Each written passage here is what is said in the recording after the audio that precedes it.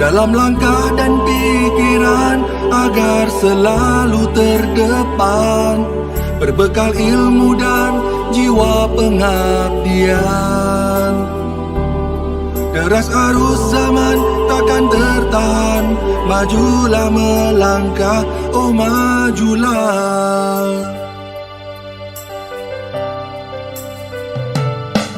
Kampus terbaik, inspirasi, tebarkan harapan. Kampus terbaik, inovasi, wujudkan impian. Kampus terbaik, integritas, kuatkan tujuan. Kampus terbaik, beri terbaik untuk negeri, untuk dunia, umat manusia dan alam semesta. Mari bersama hadirkan masa depan, dalam langkah dan pikiran agar selalu terdepan, berbekal ilmu dan jiwa pengabdian. Deras arus zaman takkan tertahan, majulah melangkah, oh majulah.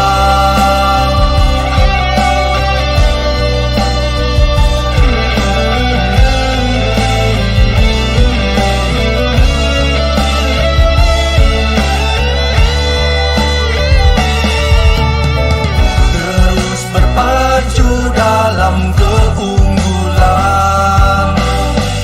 lincah pembelajar untuk kehidupan. Inilah semangat baru, tekad raih kesempatan, wujudkan kampus terbaik selamanya.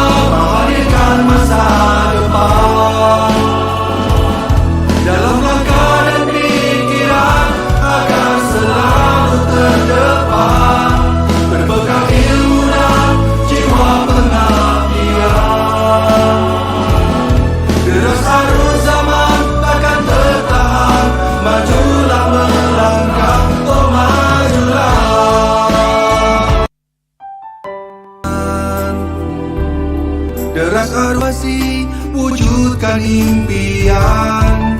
Kampus terbaik, integritas, kuatkan tujuan. Kampus terbaik, beri terbaik untuk negeri, untuk dunia, umat manusia dan alam semesta. Mari bersama hadirkan masa depan, dalam langkah dan pikiran agar selalu terdepan, berbekal ilmu dan jiwa pengabdian. Deras arus zaman takkan tertahan, majulah melangkah, oh majulah.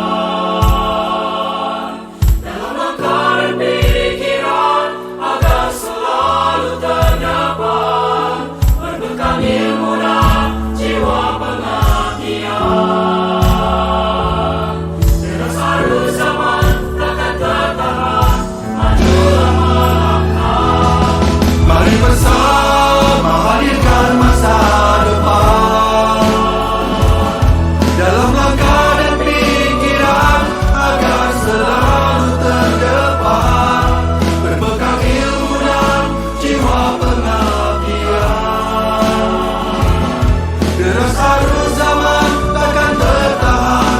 Majulah melangkah, oh majulah. Wujudkan kampus terbaik selamanya. Wujudkan kampus terbaik selamanya. Wujudkan kampus terbaik selamanya. Wujudkan kampus terbaik selamanya.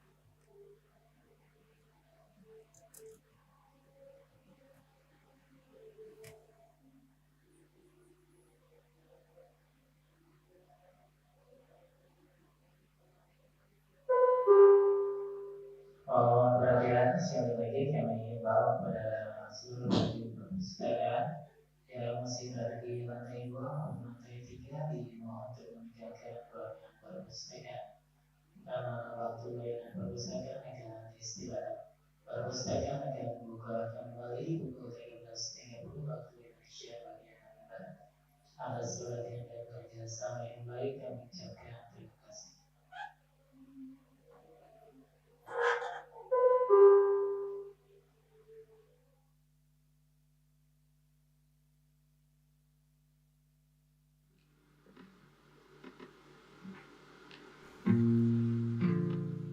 Berada di kaki Gunung Lawu, bersemboyan tentram bumi hutan pari.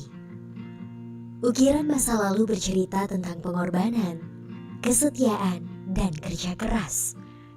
Eksotismenya menyatu dengan curahan keindahan tercipta di antara perbukitan, melengkapi 1000 keindahan alam. Cita rasa, kenikmatan itu selalu lekat dalam ingatan menikmati waktu kebersamaan.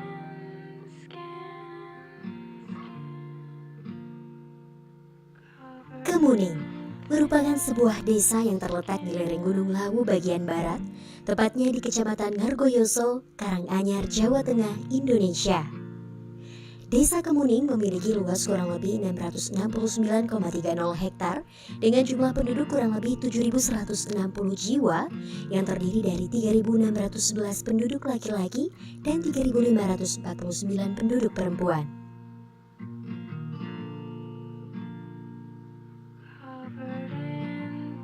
Mayoritas penduduk Desa Kemuning berada pada usia produktif. Mata pencaharian penduduk cukup beragam, seperti aparatur sipil negara, petani kebun, pemetik teh, pegawai pabrik teh, dan wirausaha yang menonjolkan keunggulan Desa Kemuning.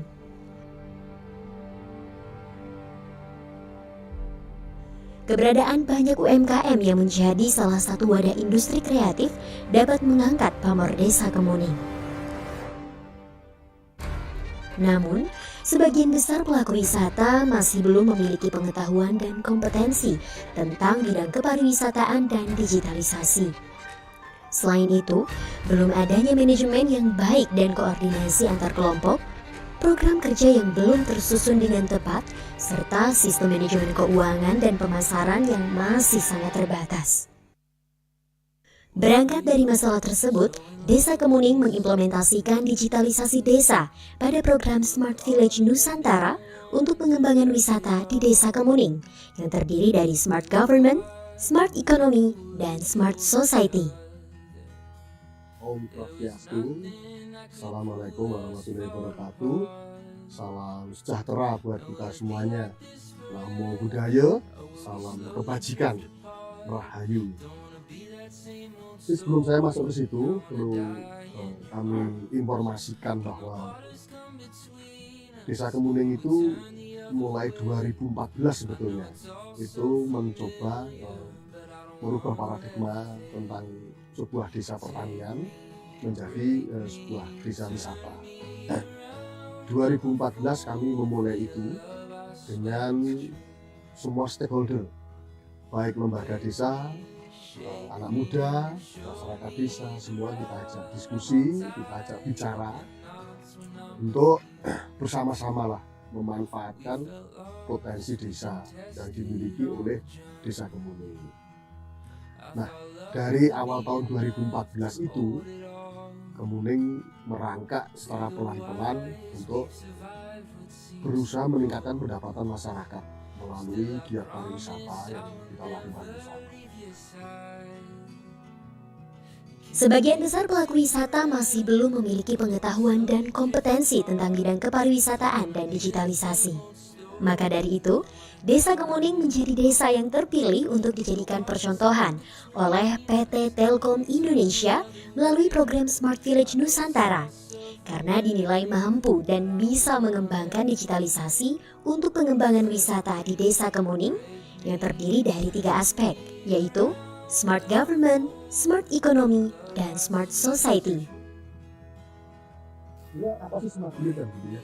Program ini kan pada waktu itu pilot projectnya Telkom 2019 yang secara kebetulan di Indonesia itu yang dapat 2, satu di Pangandaran, kemudian yang satu di Desa Kemuning. Yang kemarin soft launching-nya diadakan di Desa Kemuning kan gitu.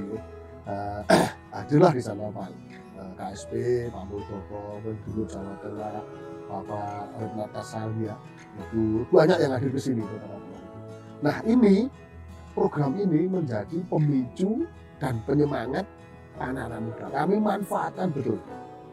Smart ini ada 3, Smart Government, Smart Economy, dan Smart Society.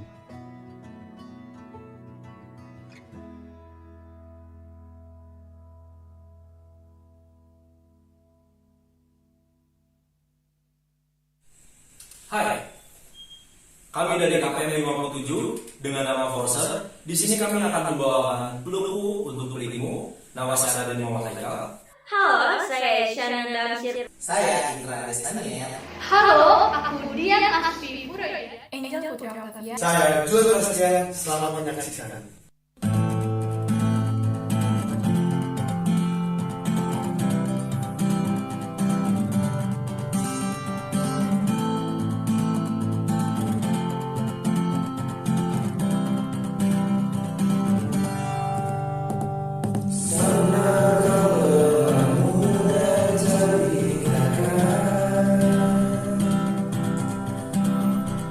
Telah aku mengaku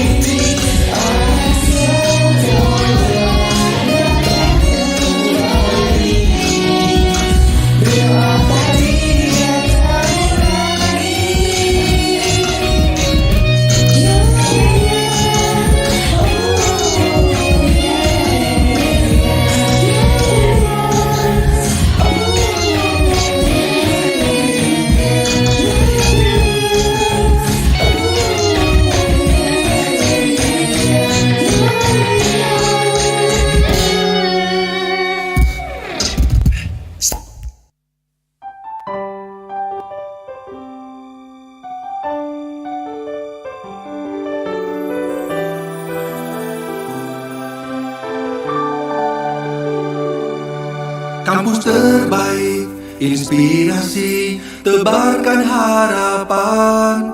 Kampus terbaik, inovasi, wujudkan impian. Kampus terbaik, integritas, kuatkan tujuan.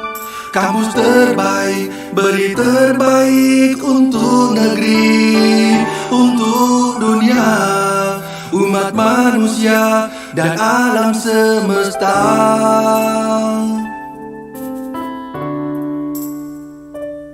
Mari bersama hadirkan masa depan dalam langkah dan pikiran agar selalu terdepan, berbekal ilmu dan jiwa pengabdian. Deras arus zaman takkan tertahan, majulah melangkah, oh majulah.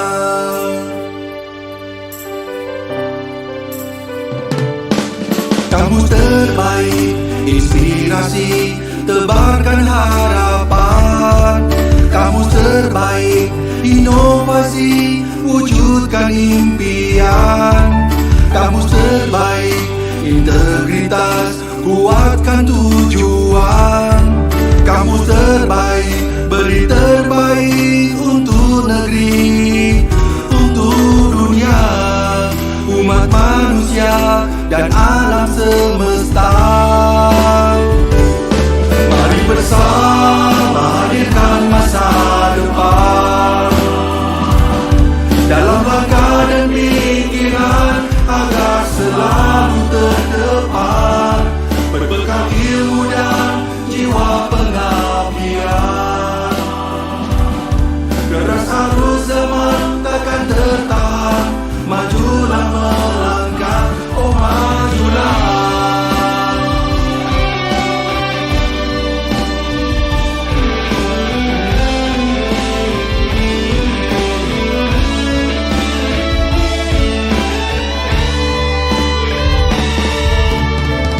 Terus berpacu dalam keunggulan, lincah berbelajar untuk kehidupan. Inilah semangat baru, tekad raih kesempatan, wujudkan kampus terbaik selamanya.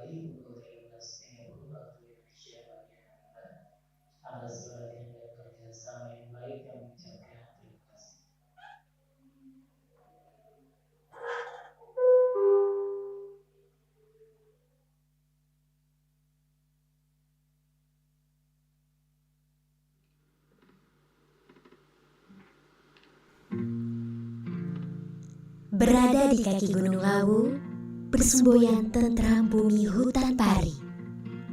Ukiran masa lalu bercerita tentang pengorbanan, kesetiaan, dan kerja keras. Eksotismenya menyatu dengan curahan keindahan tercipta di antara perbukitan, melengkapi 1000 keindahan alam. Cita rasa, kenikmatan itu selalu lekat dalam ingatan menikmati waktu kebersamaan.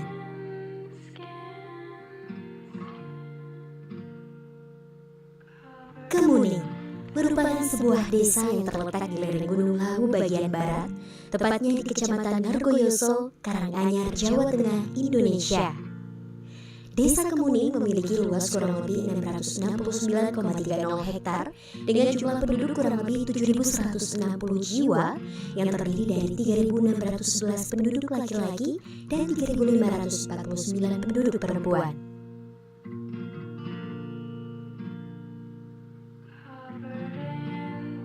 Mayoritas penduduk desa Kemuning berada pada usia produktif. Mata pencaharian penduduk cukup beragam, seperti aparatur sipil negara, petani kebun, pemetik teh, pegawai pabrik teh, dan wirausaha yang menunjukkan keunggulan desa Kemuning.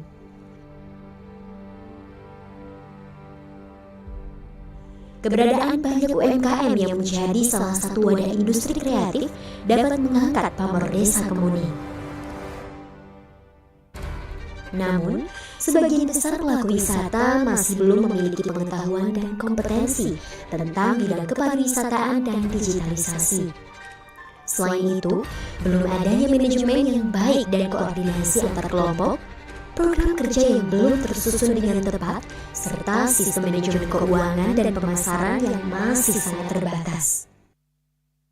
Berangkat dari masalah tersebut, Desa Kemuning mengimplementasikan digitalisasi desa pada program Smart Village Nusantara untuk pengembangan wisata di Desa Kemuning yang terdiri dari Smart Government, Smart Economy, dan Smart Society. Om Swastiastu, Assalamualaikum warahmatullahi wabarakatuh. Salam sejahtera buat kita semuanya. Namo Buddhaya, salam kebajikan, rahayu. Jadi sebelum saya masuk ke situ, perlu kami informasikan bahwa Desa Kemuning itu mulai 2014 sebetulnya itu mencoba merubah paradigma tentang sebuah desa pertanian menjadi sebuah desa wisata. 2014 kami memulai itu dengan semua stakeholder, baik lembaga desa, anak muda, masyarakat desa, semua kita ajak diskusi, kita ajak bicara untuk bersama-sama lah memanfaatkan potensi desa yang dimiliki oleh Desa Kemuning. Nah, dari awal tahun 2014 itu Kemuning merangkak secara pelan-pelan untuk berusaha meningkatkan pendapatan masyarakat melalui giat pariwisata yang kita lakukan. Sebagian besar pelaku wisata masih belum memiliki pengetahuan dan kompetensi tentang bidang kepariwisataan dan digitalisasi. Maka dari itu, Desa Kemuning menjadi desa yang terpilih untuk dijadikan percontohan oleh PT Telkom Indonesia melalui program Smart Village Nusantara, karena dinilai mampu dan bisa mengembangkan digitalisasi untuk pengembangan wisata di Desa Kemuning yang terdiri dari 3 aspek, yaitu Smart Government, Smart Economy, dan Smart Society. Apa sih Smart Village? Program ini kan pada waktu itu pilot projectnya Telkom 2019 yang secara kebetulan di Indonesia itu ya dapat 2, satu di Pangandaran, kemudian yang satu di Desa Kemuning. Yang kemarin soft launchingnya diadakan di Desa Kemuning. Hadirlah di sana Pak KSP, Pak Muldoko, Gubernur Jawa Tengah, Bapak Renata ya, itu banyak yang hadir di sini. Nah, ini program ini menjadi pemicu dan penyemangat anak-anak muda. Kami manfaatkan betul. Smart ini ada 3, Smart Government, Smart Economy, dan Smart Society.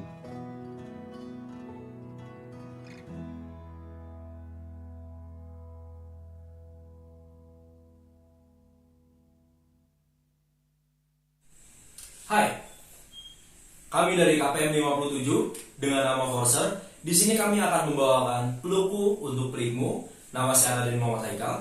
Halo, saya Isyana Damsir. Saya Indra Daniel. Halo, aku Dian Asfi Puroya. Angel Putri Octavia. Saya Juan Bastian. Selamat menyaksikan.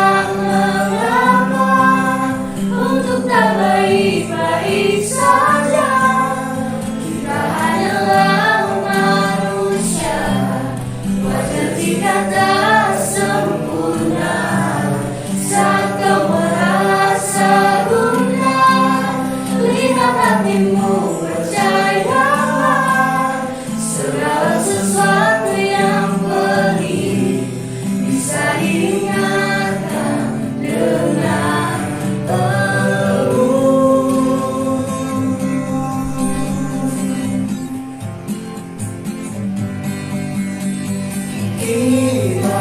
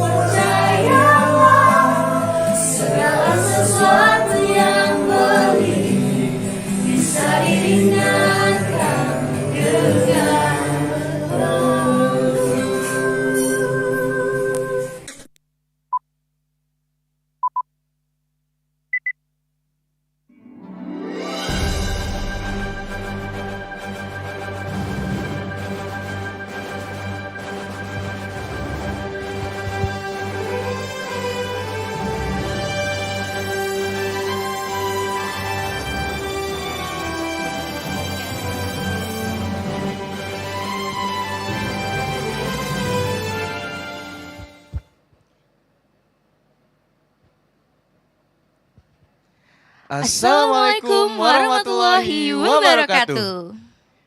Good morning, ladies and gentlemen.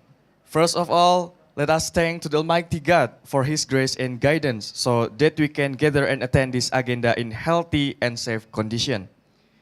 With all due my respect to Professor Alexander Flor from University of the Philippines, Los Baños, Professor Nguyen Thanh Lam from Vietnam National University of Agriculture, Professor Dorin Katrikawangi from Atmajaya Catholic University, Professor Moh Roslan Rosnon from University Putra Malaysia.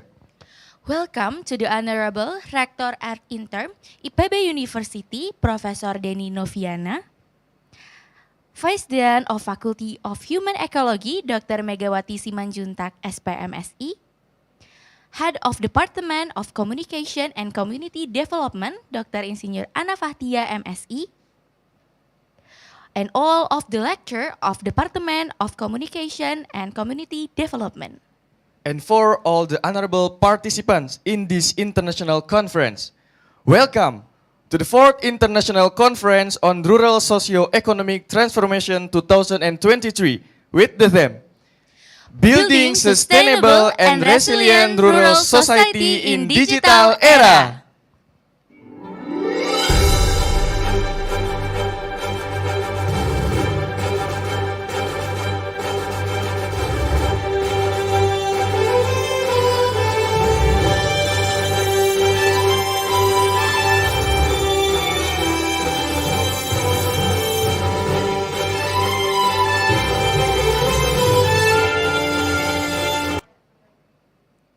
It's our pleasure to be stand here.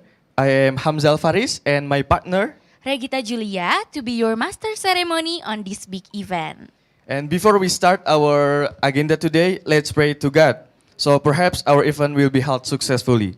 To pray, begin.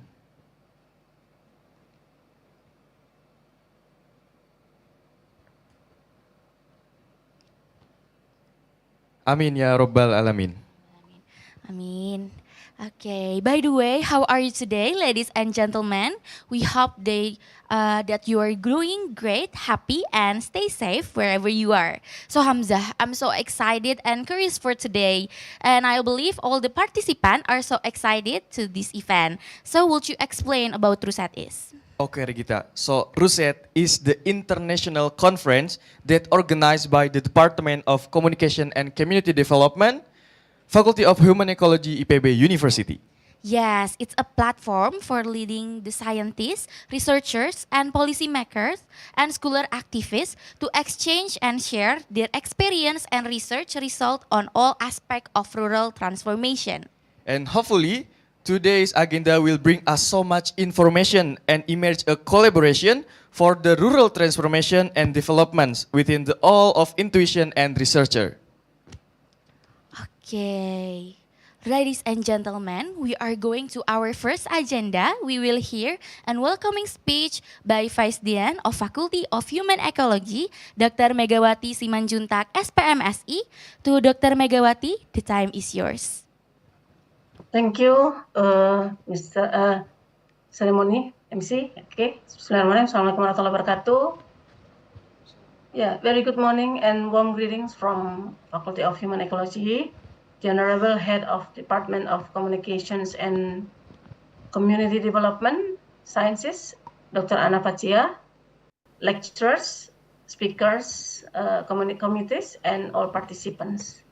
It is an honor for me, on behalf of the Dean of Human Ecology Faculty, to welcome all participants to the 4th International Conference on Rural Socio-Economic Transformations, Building Sustainable and Resilient Rural Society in the Digital Era. I believe the topic of this conference aligns with famous visions 2024 to 2029 to become a faculty that is superior, innovative, and resilient in human ecology, education, and research, and dedicated in community service through multi-stakeholders collaborations to improve the quality of sustainable development. As you know, about 48% of Indonesians live in rural areas, which pose many economic and social problems. Due to barriers of resource access, such as infrastructure, telecommunications, informations, and economic issues, there are many disparities in rural communities. The reality of poverty, inequality in rural regions emphasize how critical it is to design an inclusive development plan in order to remove obstacles to enhancing social welfare. Using the modern digital era is one technique to enhance welfare. The digital era is developing at a rate that is unstoppable by human and has both advantages and disadvantages. There's no denying that advancements in digital technologies will benefit individuals in a variety of ways. Consequently, rural areas need to be included in the creation of cutting-edge technologies to bring improvement and in the future could achieve smart societies. Hopefully, with this event, we will become more aware of the social, economic, cultural, and ecological transformations in rural communities. I believe this conference will produce many breakthrough ideas for all of these issues from the speakers and also the participants' view. Before I end my remarks, I would like to deliver gratitude to all committees who organize and work hard to make this event happen today. Congratulations and good job to all of you. We expect for the fifth, the sixth, the seventh conference in advanced years. To all participants, we wish you a fruitful conference and enjoyable moments. Enjoy the panel sessions and oral presentations. Thank you. Assalamualaikum warahmatullahi wabarakatuh. Waalaikumsalam warahmatullahi wabarakatuh. Yeah. Thank you very much to Dr. Megawati for the welcoming speech and to attend to our agenda today. And all right, let's move to the next agenda. We will hear an opening speech by Rector at Interim of IPB University to Professor Denny Noviana. The time is yours. Assalamualaikum warahmatullahi wabarakatuh. The Honorable Dean of Faculty of Human Ecology, IPB University, Head of Department of Communication and Community Development Sciences, Professor Dr. Dorian Kartikawangi from Atmajaya Catholic University, Professor Christopher P.A. Bennett from University of British Columbia, Canada, Dr. Nguyen Tan Lam from Vietnam National University of Agriculture, and Dr. Muhammad Roslan Rosnon from University Putra Malaysia. On behalf of IPB University, I would like to express my sincere gratitude to distinguished speakers, moderators, professors, researchers, stakeholders, organizing committee, and to all participants of the 4th International Conference on Rural Socio-Economic Transformation, or RUSET, hosted by the Department of Communication and Community Development Sciences in collaboration with the European Alliance for Innovation. Ladies and gentlemen, as we may already know, rural communities have transformed fundamentally within the last decades. The transformation includes a wide range of rural life, such as local institution, livelihood system, population structure, ecosystem, and relation to the land. To some extent, the transformation even caused marginalization of the rural community and worsened their quality of life. These problems are best addressed through international cooperation. It is clear that global action is needed to create a more sustainable future for rural life. This conference is the best moment to collaborate and find inspiration from experts, practitioners, and researchers on the issue of socioeconomic transformation and in rural areas. I believe this conference benefit not just for academic, but also practitioners and policymakers, catering to their specific needs and interests. The RUSET can strengthen international collaboration in research and education as well, especially on rural studies or rural transformation issues. I hope this conference will be successful and enjoyable event. It is now my pleasure to declare that this conference is officially open. Thank you. Wassalamualaikum warahmatullahi wabarakatuh. Waalaikumsalam warahmatullahi wabarakatuh. Okay, thank you Prof. Denny Noviana for the opening speech. Coming up to the plenary session 1, there is a keynote speech by Professor Alexander Floor and Professor Nguyen Tan Lam. And for this session will be guided by moderator. And all right, and now before we start our plenary session, let us watch the CV of our amazing moderator and our amazing speaker.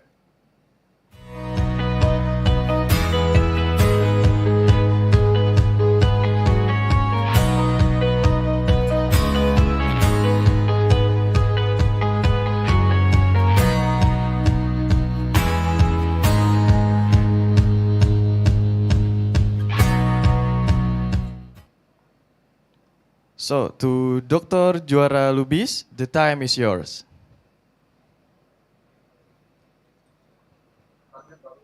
Thank you very much, our master ceremony. And good morning, everybody. I hope that all of you in very good spirit and happily join this very prestigious conference. Why I said it's very prestigious? Because I think our society all over the world for many years experienced a very big disruptive things. We have COVID for almost 3 years, and it changed our life.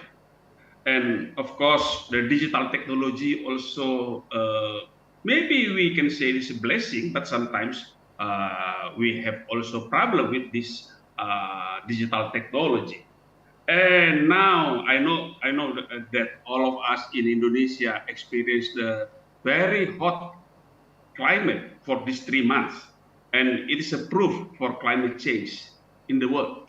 So we have many disruptive things that change our life. So this morning we will discuss how our society face this disruptive era, how our village, how our society in urban area also facing this disruptive era. And of course,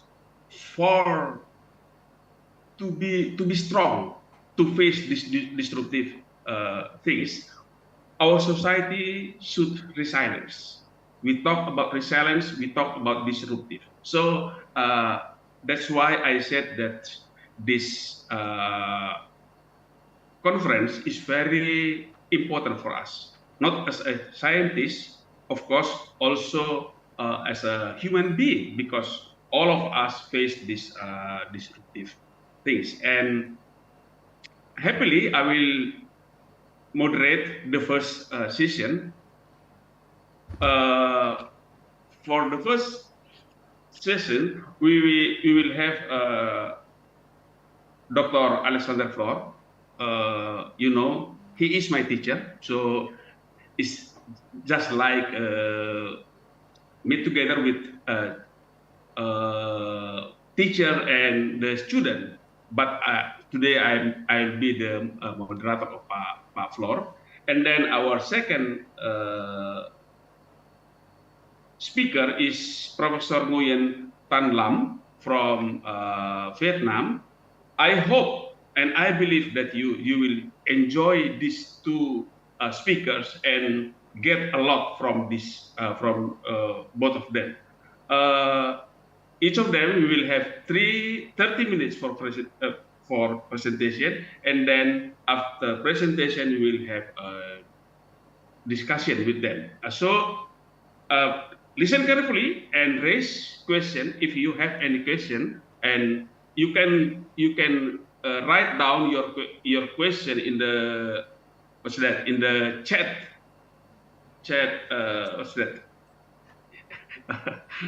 column there, and I will read it again, and the committee will also help us to read the chat your question.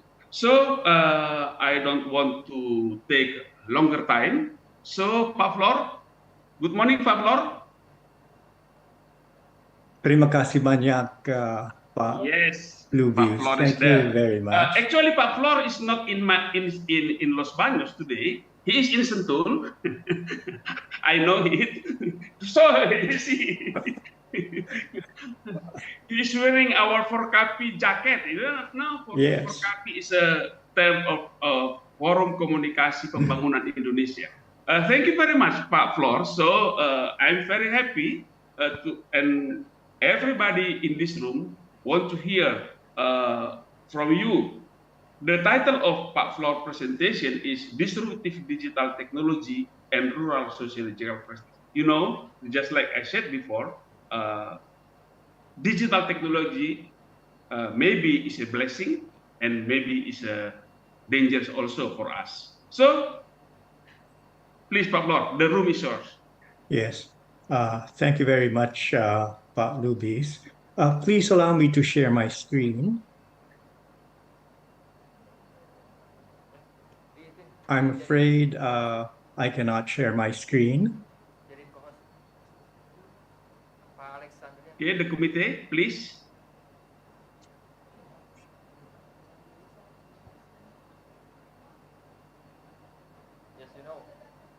Can share.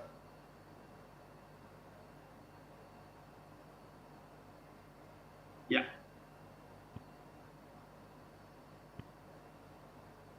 Okay, now, once again, thank you very much for accommodating this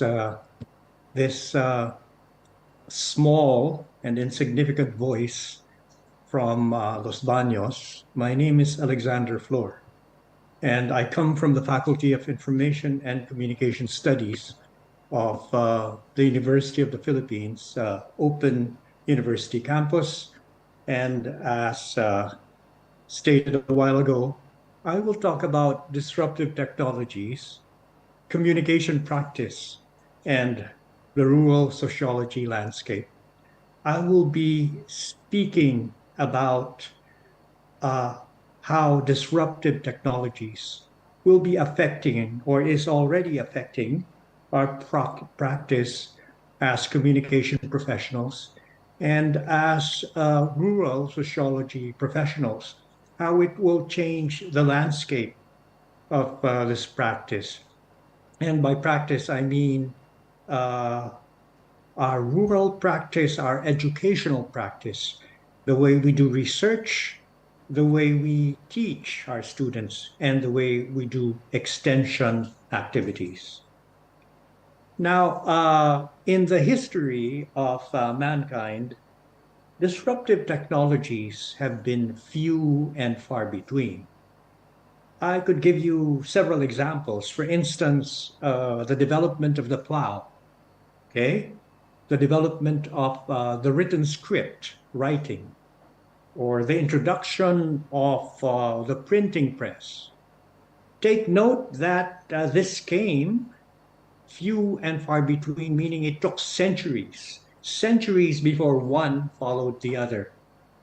But starting my generation, I am a baby boomer. Okay, I was born in the 50s, in the early 50s, and I'm called a baby boomer.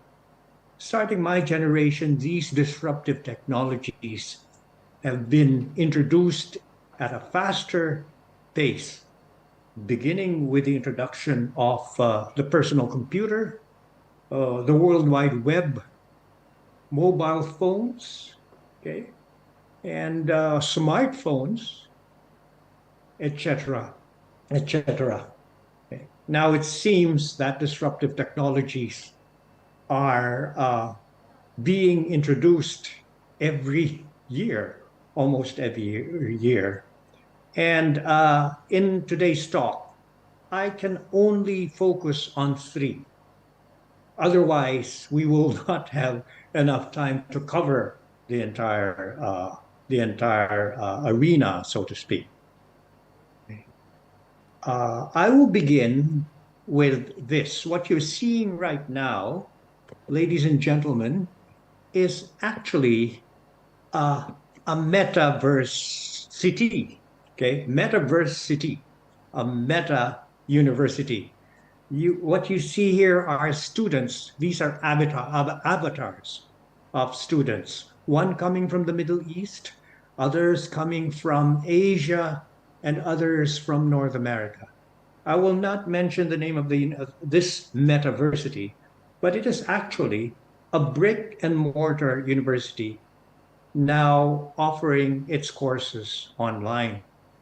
Okay, consider that these students need not travel from the Middle East or Asia to Canada, where this university is based.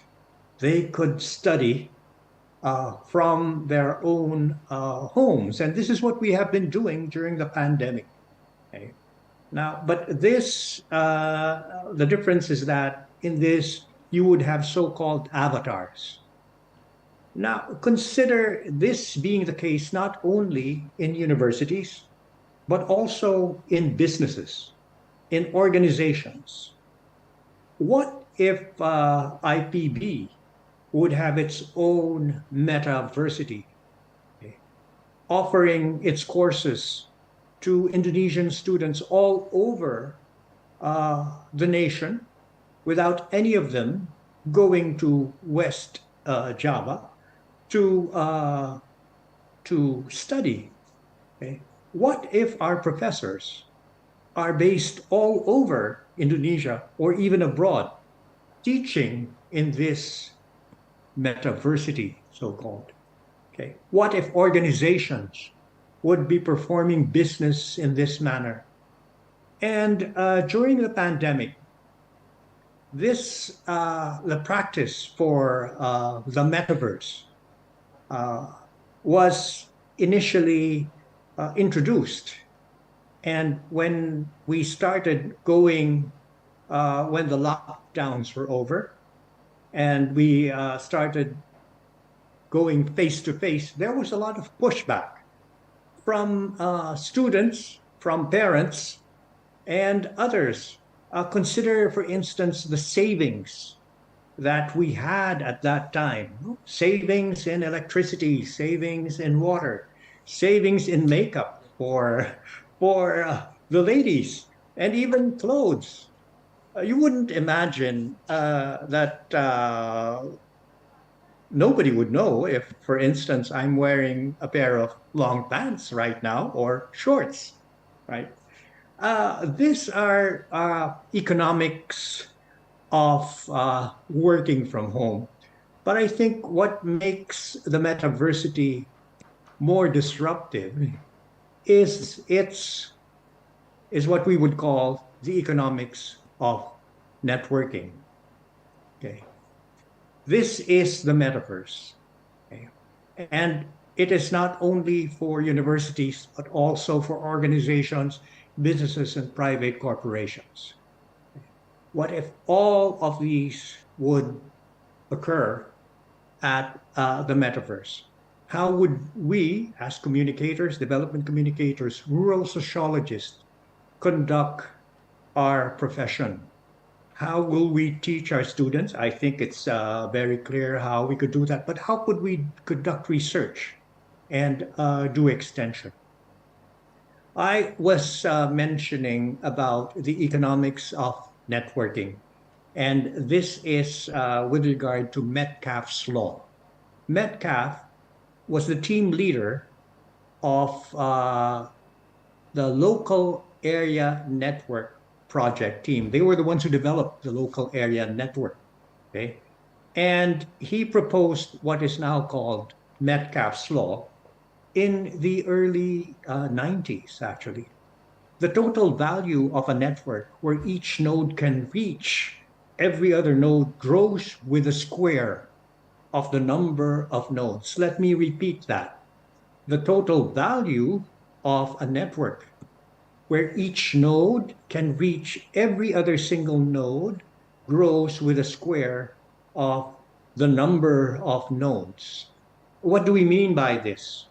For instance, we have a network which is in the metaverse, okay, an organization which is based in the metaverse, and it is a network with 5 nodes.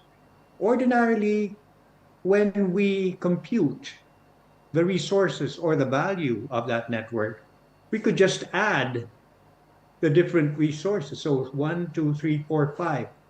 But instead of just adding it, every node that joins this network, the value of that network would increase exponentially. So we compute it as 5 squared. So it's 25 compared to 5.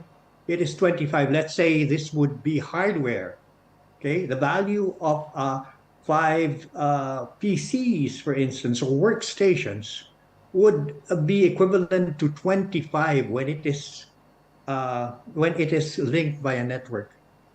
The content, the value of the content available to that network in the metaverse, would increase by its exponentially, so to speak. And that includes even social capital. Okay? The value of social capital is actually has an economic value. It increases exponentially. Okay, where NV network value and N is equivalent to the number of nodes, V would be the unit value. Okay, so NV is equal to NV squared. This is Metcalfe's law, and this is actually happening in the so-called metaverse. But let me, I wouldn't want to dwell on this because there are other technologies. And the next one, actually, the beginning of this was 25 years ago.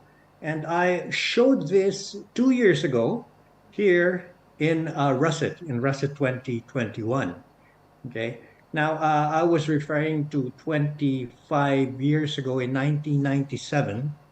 You would remember that the supercomputer Deep Blue, which is owned by IBM, it is called the IBM Deep Blue supercomputer, okay, was able to beat Garry Kasparov, arguably the best chess player in history. Deep Blue, the supercomputer of IBM, was able to beat Garry Kasparov in chess 25 years ago. Okay?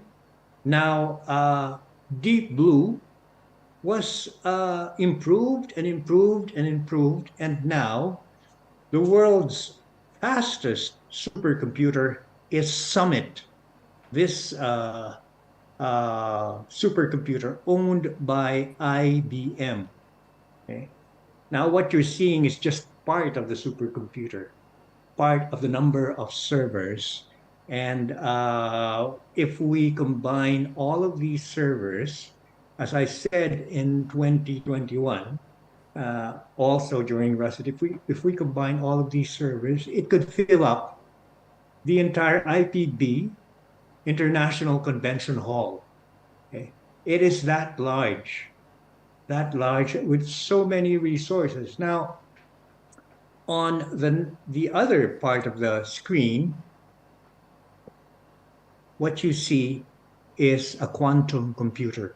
What is the difference between a quantum computer and an analog computer, or even a supercomputer? In quantum computing, we use qubits instead of bits. We use quantum processors. And the physicists among us would know that quantum processors do their computation simultaneously, okay, using the principle of entanglement. Now, this gadget or gizmo hanging from the ceiling is the quantum computer, and it is supported by this well, it looks like a two-door refrigerator, yeah, but it occupies only a small space, the space of a kamarkachil, for instance, or the comfort room. Compare that to the supercomputer that we have here in the other side of the screen. Now, in 2019, an event called, okay, let me see. Okay, there was an event in October of 2019 called Quantum Supremacy. October 2019, if I'm not mistaken. Quantum supremacy is an event when it is proven that a super computer is less powerful than a quantum computer. Yes, this is almost, oh no, it's October 23. Almost a little more than a year ago. Oh no, 4 years ago, a little more than 4 years ago. And on this day, we achieved what is known as quantum supremacy. IBM's supercomputer Summit was outperformed by Google's Sycamore computer. And Sycamore computer is a quantum computer. What is very telling about this particular event was that a computation or a task that would take IBM Supercomputer Summit 10,000 years to perform took only 200 seconds or 3 minutes for Google's quantum computer to complete. Imagine 10,000 years compared to 3 minutes. This means that the quantum computer, Sycamore, is 1.5768 billion times faster than a supercomputer. The supercomputer that beat Garry Kasparov in chess. But what is even more outstanding is that this quantum computer is 315 plus million times faster than the human brain. Now take note, I said faster. The indicative term here, or the operative term here is faster, not more intelligent, okay? 315 plus million times faster than the human brain. Now, just imagine if the quantum computer is rolled out. You see, it is still in the process of development. We know that HP is now making its own quantum computer, and even IBM. But when it is rolled out and applied to even more disruptive technologies, such as artificial intelligence, imagine the implications of this. Imagine its implications on how we do rural sociology, how we teach communication, how we do communication practice, how we do research. Okay? Now, in the past year, beginning February, there has been a global conversation on artificial intelligence. Okay, but we at the Open University, and perhaps even here at IPB Bogor, we're familiar with an earlier introduced artificial intelligence software called Canva, where we actually could produce artwork or presentation materials using Canva at a more faster pace, because it would generate designs automatically. And then we have been talking about ChatGPT for a number of months now. And Google has its own version of ChatGPT called Bard. And the artists among us may have experimented on Mid-Journey, artificial intelligence art generator. This is now deployed and people are using it.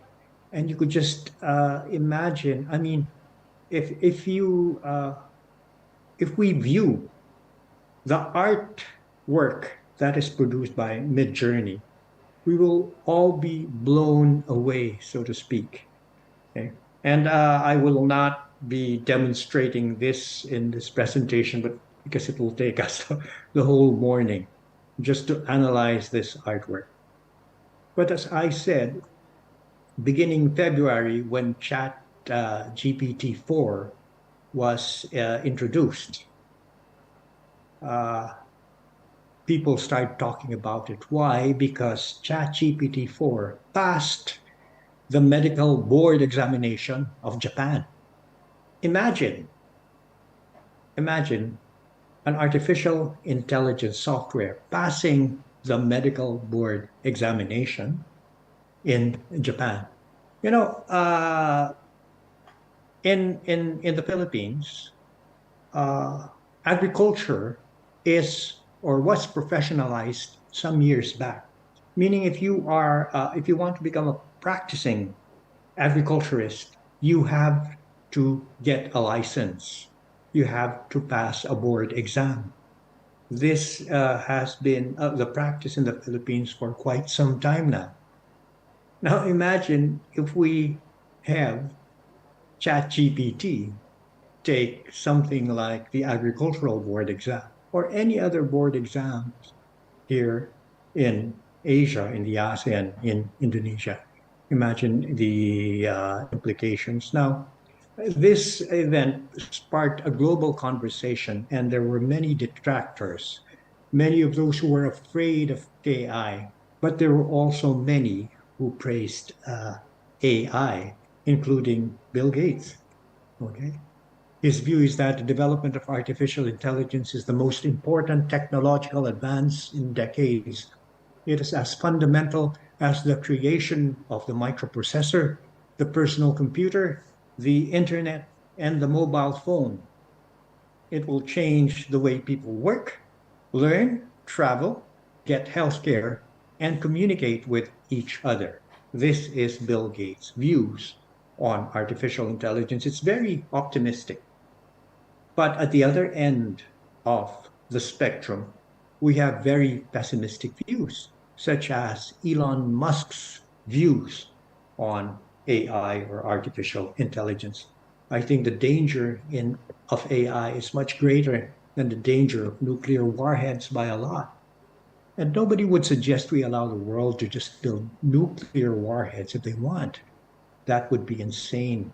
And mark my words, artificial intelligence is far more dangerous than nuclear bombs. This is the opinion of Elon Musk. And we have seen the forecasts of Goldman Sachs, for instance, that 18% of the workforce will be, an average of 18% of the workforce will be replaced by artificial intelligence in the very near future. But of course, the impact would be more pronounced in developed markets, such as Hong Kong, compared to emerging markets, such as Indonesia. It's only 16% here in Indonesia, and the Philippines, something like 70% projected that will be replaced by artificial intelligence. Okay. Now, let me see. There is also this concern. An artificial intelligence prompt engineer's job pays up to $335 annually, even without a degree in tech. What does this mean? Does this mean that our educational systems will soon become irrelevant? Our degrees will soon become irrelevant? Also, there was this Frankenstein moment. Frankenstein moment, similar to what Netflix is featuring now. You know, this series called The Creature. Okay. On 29 March 2023, a month after ChatGPT passed the medical board examination of Japan, Elon Musk, Steve Wozniak, the co-founder of Apple, Andrew Yang, former presidential candidate, Yuval Noah Harari of Israel, the historian, plus 1,000 others signed an open letter to Open AI Labs, urging them for a moratorium, a stop to developing more powerful models of ChatGPT-4 for at least 6 months. ChatGPT, this cannot be done anymore. You cannot stop the development of AI. And the reason is, just a minute, I seem to have trouble with my, yeah. This does not mean a pause on AI development in general, rather a stepping back from a dangerous race of ever unpredictable black box models with emergent capabilities. You see, there is this concept called the black box, where we do not know how artificial intelligence would be operating, since it does things automatically beyond observation. Okay, so we need to interrogate artificial intelligence. Is this a question of ethics or ignorance? I think that it is a question of ignorance. We know little about it. We haven't done our homework. We haven't done our research. We haven't been doing what we call technology assessment, which was very popular during the 1990s. We also need to think about, well, computers are supposed to automate and augment, but with artificial intelligence, it is automating automation and augmenting augmentation, as well as automating augmentation and augmenting automation. It is meta-automation augmentation. This is why we cannot really predict what happens or how it would behave, okay, given this automatic and or augmented behavior. Human beings create. Artificial intelligence, they compose. But we create. They cannot create. They compose based on how we create. They detect patterns on what we do. And based on the most common patterns, they compose. Okay? Artificial intelligence cannot conceptualize, but they can construct, all again based on patterns. We do the conceptualization, and the patterns by which we conceptualize are being mimicked by artificial intelligence, so they construct. And the concept of, we use language in a semantic manner. In their case, it's in a synthetic manner, because again, they base it on patterns. We are conscious, sentient beings. Artificial intelligence or ChatGPT is not conscious, it is not sentient, but it computes at a very fast pace. So it mimics consciousness. Okay, so what do we do? What do we do as communication and rural sociology practitioners? We need to assess the primary and higher order impacts of disruptive technologies through the methods that have been taught to us, but we have forgotten already. Futures research, anticipatory research. I don't think these are being taught anymore in our undergraduate research or even graduate research courses. What are the primary or secondary, tertiary impacts of disruptive technologies on our beneficiaries? The out-of-school youth, the rural women, our farmers. And you might question my logic. Do they have access to this? Well, I think the answer is very clear. All of them have access to, or most of them have access to smartphones now. 10 years ago, an Indonesian colleague, Professor Melissa, and I, as well as two others, authored a paper widely cited on Indonesian women entrepreneurs, online entrepreneurs. That was 10 years ago. Many of them were rural women. Next, I think we need to test and critically evaluate generative AI platforms and services to determine unintended consequences on our professions. Okay. So I said, how will this change our practice? How will this change our profession? Next, we have to accept the fact that artificial intelligence, as well as other disruptive technologies, are here to stay, or they are coming, they will be deployed, and determine how we may engage with these disruptive technologies creatively without compromising our values. Fourth, we need to identify emerging competencies resulting from the application of artificial intelligence, as well as other disruptive technologies in communication, education, rural sociology, professions, and incorporate these new competencies into outcome-based educational offerings, and even in professionalization exams or board exams.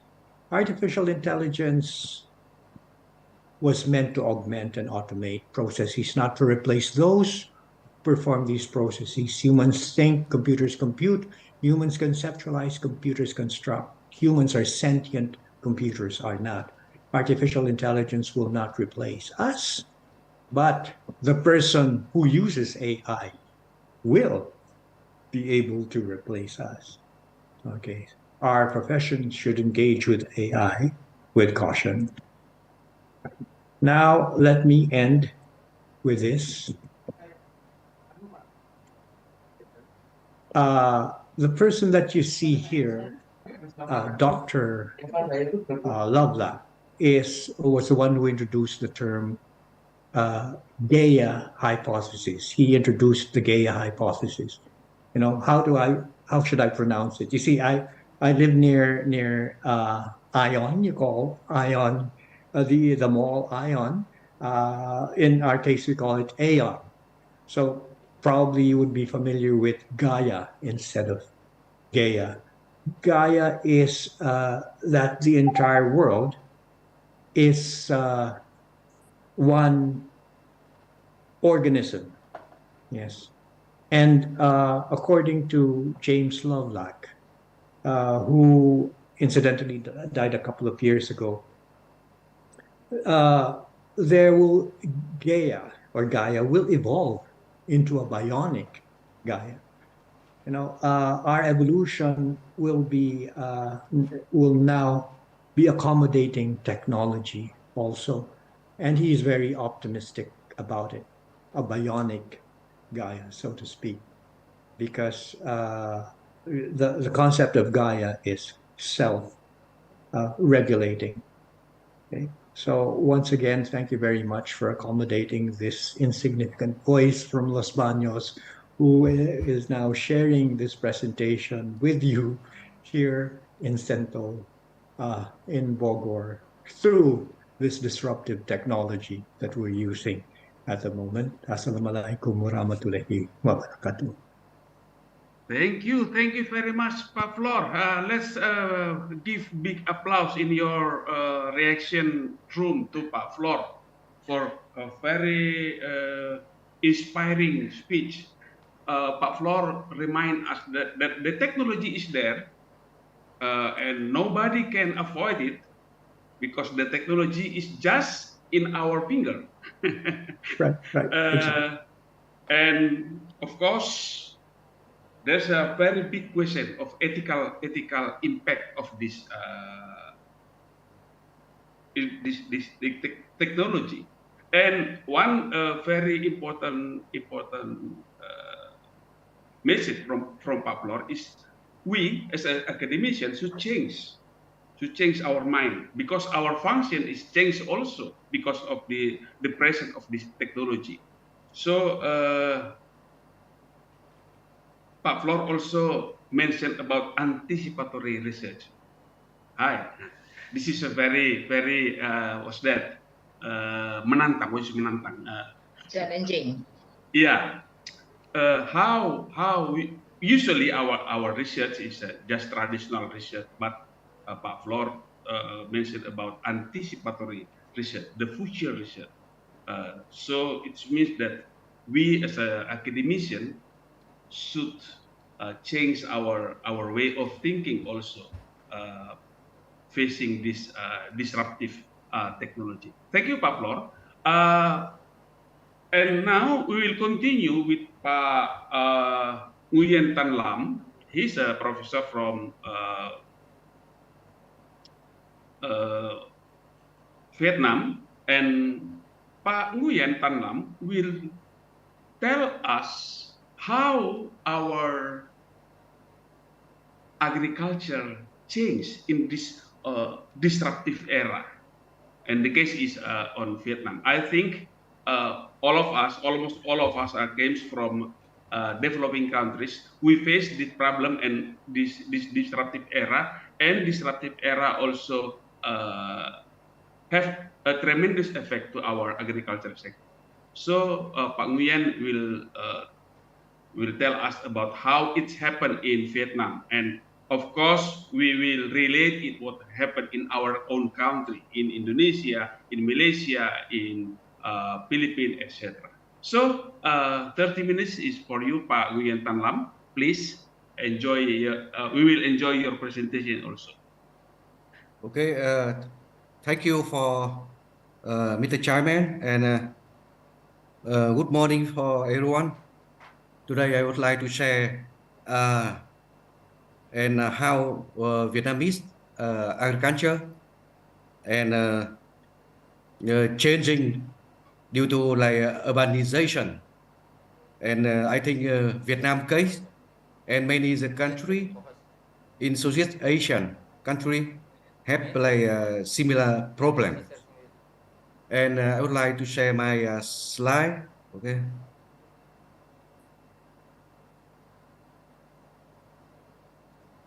So, can you see my slide?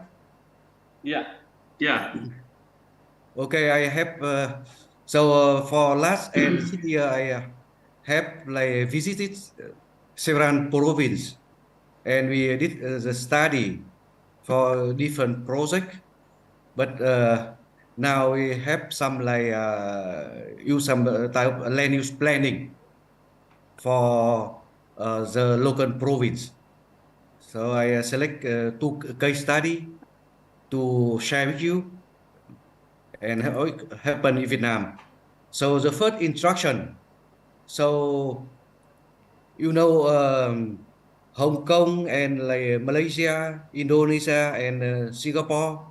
The mode is for urbanization among Southeast Asian country, but Vietnam in 1990 we have only the rate of urbanization have only 17-18%, but now we have the rate of urbanization reached to 41.5%, and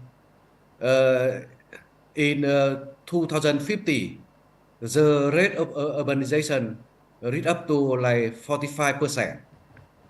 That is rapidly growing, and now urbanization they contribute up to 70% of GDP of the whole country. Also the area for urban area that still limited to compare with the whole country. However, urbanization have a lot of impact, positive and negative impact on on the society and to agriculture. And the question is how to redesign, reconstruction of cropping pattern, crop and livestock to fit the urbanization context in order to get the opportunity and to ensure livelihood of local people, and for food safety and for environment protection. That is question. It's not easy to show up for for in short term. And for this presentation, I would like to share with you what happened in Vietnam in study side and propose some solution, to minimize the impact from urbanization. So location is like selected from An Giang district in Hải Phòng city, where have like high rate of like urbanization in the north of Vietnam, and the second place in Thừa Thiên Huế province in the central part of Vietnam, where a lot of receive of like a lot of typhoon from Philippines and from all the sea that attack in the middle part of Vietnam. That is a lot of typhoon, where the Nguyễn dynasty, the last king of Vietnam, located in the central part of Vietnam. So that is like a summary of like the population density for the whole province. Thừa Thiên Huế population density is still limited, but for An Giang district, it's high rate of urbanization is like 2,000, like quite high. So for field research, we take for structure interview of 188 farmer, local officer, and worker in Thừa Thiên Huế province, and we take field survey for both sides, group discussion, and SWOT analysis to see advantage, disadvantage of urbanization on agriculture and soil water sampling in An Giang district. So we have soil profile for air quality and water quality and group discussion. That picture to show on the left hand the map of An Giang district. That the yellow, that is rice field, and the green, that is for fruit tree and the water body, and the red color in the right hand, that is the approved of land use planning in 2030. So that all of the dark is belong to the town and the city, and the yellow, that is agriculture remaining and the water remaining. So the total area of agriculture losing, it's almost 60%. The question is the remaining agriculture is how to fit with of the farmer, because it's a lot of the land that is they do is for industrial park invest by LG Group, the company from South Korea, and a lot of the farmer become the worker here. It's more than 10,000. And the question, because that the labor force remaining in the village only from 55 years old and older. All the young generation, they become worker, and even some have knowledgeable, have enough, they have enough, they can go as a labor export to South Korea, Japan, Taiwan, and UAE, because they have more income. Here's the question for the study and how to maintain agriculture under population and urbanization pressure. And the question is how to make synchrony between agriculture and urban growth. So the picture to show one is like the left hand is the guava. That all the guava in Vietnam, the variety from Taiwan. And that shipping from paddy rice, they make lifting and that cultivation. But you can see the white color, they have need to use plastic to cover because some of yellow fly can make it like can make damage of all the fruit. And on the left hand, on the partifin that is the chain to like a vegetable that growing. So here I listing down the type lentil, the rice. They can get 50 million Vietnamese đồng per 1 hectare, per one crop. So the have like only one, but rice have like for like food security. And in Vietnam, we try to keep 3.8 million hectare for rice cultivation for food security, because sometimes like like Indian, they try to have restriction for rice export, so the rice is like increased, so that impact to a lot of country because of Indian, they try to reduce to export rice.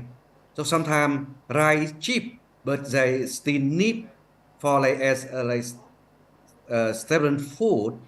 But the question is a lot of like greenhouse gas emission from paddy field, because we have like commitment in 2050 that you go like zero emission for net emission in 2050 to combat of like climate change.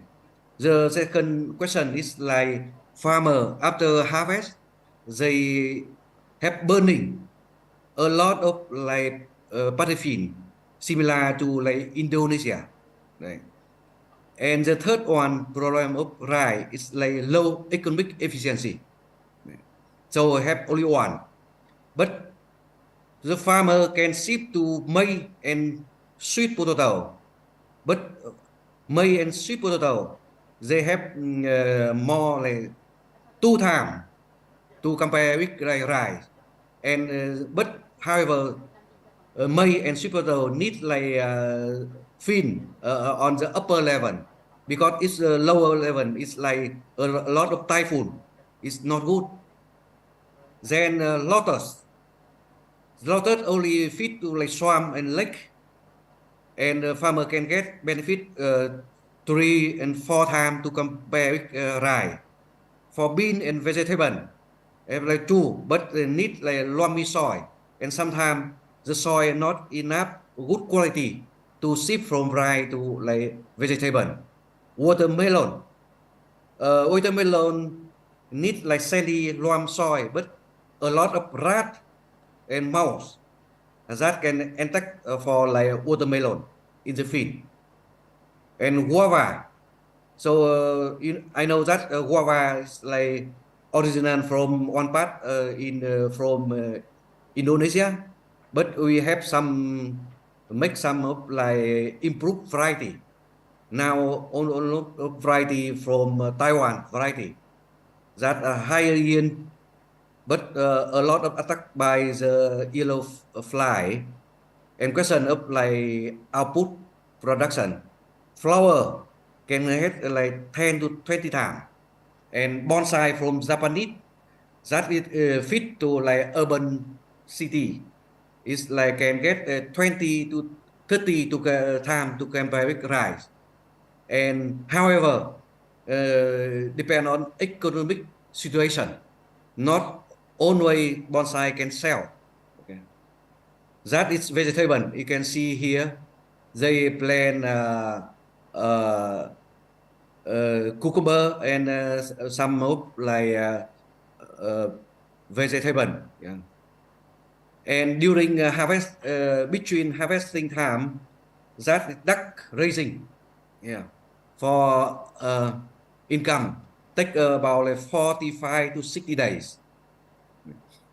And in Vietnam, we have like the tank to collect all of the plastic and pesticide residue, and they put inside the tank. And 3 hectares have designed one tank. However, when we have interview farmers, they understand like modern agriculture.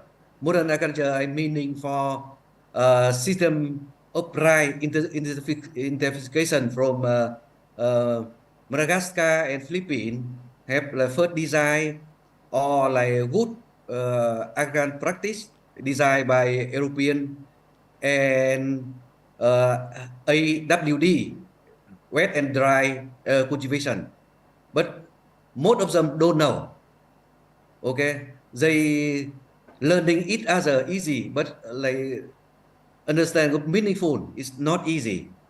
How the function of like modern agriculture for like greenhouse gas reduction, they almost don't know.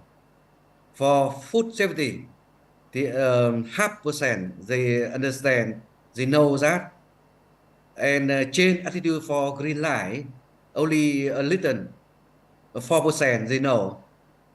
Full understand the role of modern agriculture, they don't know. That is like very limitation of understanding. Although they changing, but they look forward for like economy.